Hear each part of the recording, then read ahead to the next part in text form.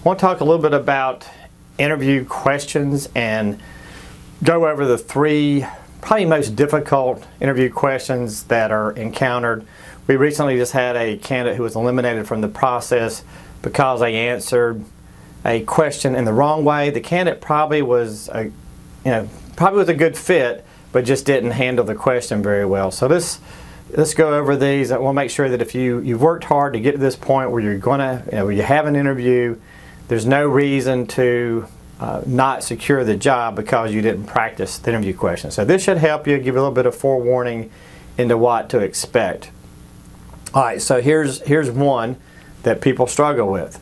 What are your weaknesses?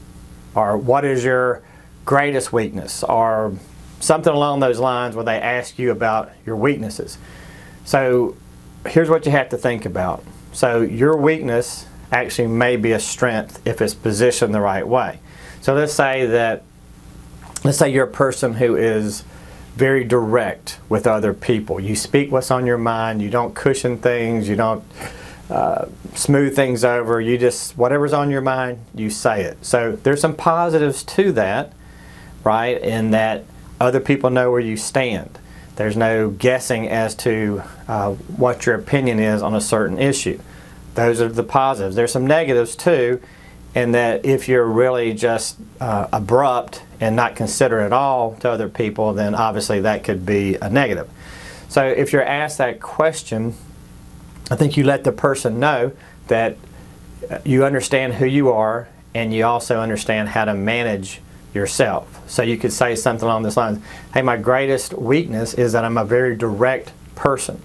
And I realize that sometimes if I'm not careful, that others who are not as direct, I may hurt their feelings, or they may think that I'm being rude in my approach. So the benefit to you guys is that you'll always know where I stand. My peers that I work with, they'll know where I stand.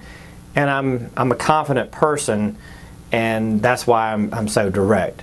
So that's probably my greatest weakness. What I'm aware of is that I have to be sensitive to the other people around me so that I don't offend them. And over the years, I think I have gotten better at that, just realizing that that's my personality. So that's one way to handle it. The other way, another example could be maybe you're very non-accommodating for other people who are not willing to work as hard as you are. So they ask you the question, hey, what's your greatest weakness? Hey, I'm not very accommodating to people who really do not want to get in and get the job done, make things happen. I have a hard time relating to those people since I'm very committed, got an incredible work ethic, like to get things done. But over the years, I've realized that not everybody's going to be like me, and a lot of my family members have told me that I have to take that in consideration when I'm working with other people. So I have gotten better, but I definitely am very committed. I want everybody else to be committed as I am, but I do understand that not everybody's going to be that way. So that's another example, how to take a weakness and to put it into a more positive terms. So that's really, you really are revealing a weakness, but you're putting it in terms of a favorable light for yourself. So that's the number one question. Number two is, why are you leaving your current job? Or why are you considering leaving? And hiring managers, they don't want to hear negative stuff about your company, because then they see that as complaining. So all you have to do is rephrase what you're thinking. So they say either you're moving away or you're moving towards something. So move towards something. Move towards something positive, not away from something negative. So let me give you an example on this one. So if you are, let's say your boss is, let's say he's a micromanager and that he really looks over your shoulder, doesn't really trust you to do the job, and it's not just you. Those type people micromanage everybody. So let's say you work for somebody who's a micromanager. You don't want to come out and say, hey, I work for a guy who drives me crazy, who micromanages me, who inspects my work, doesn't trust me. Don't put it that way. put it in the more positive way what you're moving toward. What you're moving toward is, hey, I really am excited about the opportunity to work for a company, work for leadership that trusts me, that gives me the responsibility to get the work done, because I really thrive in that environment. I thrive in the environment when people trust me to get the work done and turn me loose and let me achieve my goals. So that's a more positive way of putting it. Now, obviously, if your company is going out of business, they're running out of money, they're not paying your paycheck, it's okay to be very honest about that. Hey, the company I work for, they're in financial trouble, I need to get out of here. I need to make sure I get paid. Things like that are fine. Be truthful about that. Hey, our company just had a massive recall, FDA recall. We're no longer going to be able to ship products. I'm nervous. I need to make a change, take care of my family. All those are fine. It's just when it comes to things related to your boss and how they're treating you, always put it in a more positive light of what you're looking for in your next company. Okay, so that's the number 2 thing. And then another thing that always seems to stump people is when they say, tell me about yourself. So just keep in mind, if you talk too much during an interview, that will get you eliminated quicker than anything. So you never want to talk too much. You want to be succinct, to the point.